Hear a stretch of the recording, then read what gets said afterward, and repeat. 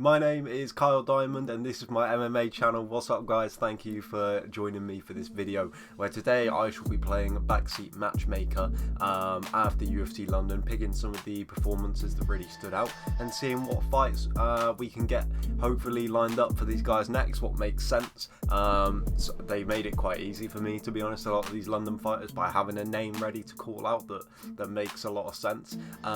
So let's get straight into it with the first fight on the card. Of course, Mr. Mokaev. So Mokaev put himself straight into the rankings of the flyweight division, quite high up with that win over Cody Durden. He called out Tim Elliott afterwards. Tim Elliott's Twitter made it seem like he has signed a fight. I don't know whether it's for Mokaev. If you follow Mo's career, you know that the man likes to move fast. So that makes a lot of sense to me. Tim Elliott currently is number 13 in the flyweight rankings, so that'll get Mo in and around that top 15, so that'd be great for him. Looking around who else is around that spot, you've got Matt Schnell. I think that would be a really good fight for Mo. And then upcoming this weekend, you've got David Dvorak versus Mateus Nicolau. That could be a fun one as well. Maybe the winner of that can line up with when Mo is looking to get back in there, or potentially the loser. We'll see how that one plays out. But yeah, Tim Elliott makes a lot of sense to me. Upper weight class in the bantamweight division, we had Jack Shaw, who beat Timur Valiev to go 5-0 in the UFC and improve his record to 16-0, which is very impressive. He's currently, according to RankingMMA.com, he's number 16 in the UFC bantamweight rankings, just out of a top 15 spot, which I don't know how you have Marlon Moraes still in there, who has lost how many of his last few fights, but it is what it is, number 16, so guaranteed a big fight next for sure. I liked some of Jack's call-outs. Ricky Simone, I think, makes a lot of sense. He's just one spot above him in the rankings, take that 15 spot. Marlon Moraes, maybe, but I would like to see Jack fight somebody with a bit more momentum, I think. But definitely a name. Pedro Munoz sitting in that 15 to 10 spot as well would be a good fight for Jack. Just somebody to get him in and around that 10 spot, I think, is what Jack needs next. So yeah, one of those guys, potentially Umar Nurmagomedov. That fight has been cancelled a few times between him and Jack, so see them get it back on, especially after Umar's performance against Brian Kelleher. That would be a really interesting one. It'd be tough to give Jack Timur Valiev and then Umar Nurmagomedov, two absolute killers, but it's only killers when you get to this part of the division's rankings. So again, good call-outs from Jack, so any of those fights make sense. One of my favourite performances of the whole evening, which I think kind of got overshadowed a little bit, but it shouldn't be because it was incredible, was Paul Craig's submission over Nikita Krylov. It is absolutely incredible how consistently that man manages to make that game plan work. He gets punched in the face and then he chokes you out or submits you with something off of his back. Absolutely incredible. He called out Anthony Smith, again doing this video for me, really. That's a great fight. Smith's got a few good wins under his belt recently. The Devin Clark, Jim Crute, that Ryan Spann one was very, very impressive for him. So that makes a lot of sense. I think Thiago Santos makes a lot of sense. He obviously just got beat by Magomed Ankalaev, but got the win over Johnny Walker the time before that. So he's a bit higher up than Paul in the rankings. I think he's sat at number 7 right now. But that would be a fun one as well. I hope that it's a main event for Paul Craig because he really deserves it. The man is a finishing machine, and his fights are always entertaining because he's either going to get punched in the face or submit the guy. Probably a bit of both, knowing Paul Craig. So yeah, again, great call out of Anthony Smith. Let's get that to Scotland. Meatball Molly McCann put in the best performance I think I've ever seen from her at UFC London. That great spinning elbow KO over Luana Carolina. Absolutely incredible. And she was brilliant throughout, not just the great knockout.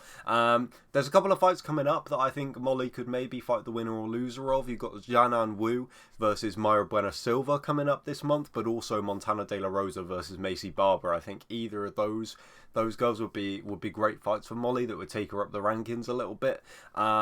I can see maybe Antonia Shevchenko, JJ Aldrich, somebody like that also, but to me it doesn't really matter who Molly fights next. She's always entertaining, so I just want to see her back in there as soon as possible. Hopefully with the UFC coming back to the UK later this year, we'll get her back on there. There's no way they do a UK card and not have Molly on there. And then of course we've got to talk about Molly's counterpart, Mr. Paddy Pimblett. Usually when I do these videos in the future, I'll have probably 2 or 3 guys that I'm going to try and pick a fight for, and we'll go into a bit more detail about the performances and why I think they should fight certain guys. But there is so many things to get to from UFC London, so it was a bit of a short stop, little little bus tour, if you will, around. Paddy, it's tough to matchmake him because I don't know. I have no idea where the UFC is going to go with this. How slow they want to take it, which I know annoys some people, and other people see it as okay considering the level that Paddy's at right now. I'm fine with this as it is for now, because the fights are still competitive. I know that Paddy gets made to look good when he finishes these guys, and people say that he's getting fed wins and stuff like that. I don't think he's necessarily being fed wins. I think that Paddy needs time to develop in the UFC. You know, and so I'm okay with it, but whatever, that's another topic for another day. So it's tough to match him really at this point in the division. Tough to see where they go with Paddy Pimblett. I've seen Jalen Turner was thrown around. I think that might be one too many, one too far. Maybe Jamie Malarkey, who Jalen Turner just beat. That could be a fun one. Faris Ziam, who recently got beaten by Terrence McKinney, I think could be a fun one. Ignacio Bahamondes is right next to Paddy in the rankings. That would be a fun one for sure. Proper striker versus grappler stuff, that. So yeah, we'll see. But you know it's going to be a party either way, so stick any man in there with Paddy. The co-main event performance from Arnold Allen and the main event performance from Tom Aspinall were both incredible. That really saw them set up for fights that can lead to title shots, and they both had names to call out. Arnold Allen calling out Calvin Kattar, who of course is on an incredible run himself. That win over, well, an incredible run. Not necessarily, but the last performance against Giga Chikadze is an incredible run all on its own. To come back from that defeat to Max Holloway with that kind of performance, absolutely incredible. And Tom Aspinall, another incredible performance, calls out Taito Avasa. That makes a ton of sense. If the Taito Avasa fight doesn't end up happening, I know that he was rumoured to be fighting Stipe for a little while. Stipe makes sense as well if that doesn't end up happening, or Cyril Gane even. I don't think that that's a step too far for Tom Aspinall at this point.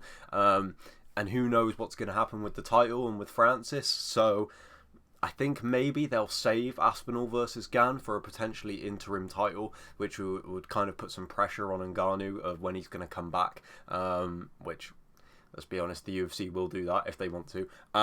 So I think that makes sense. The Taito Avasa one is a great fight. That I think Ty will travel to the UK as well because he'll love it, especially after seeing the London card. He'll definitely want a piece of that action and probably a couple of beers as well from the crowd.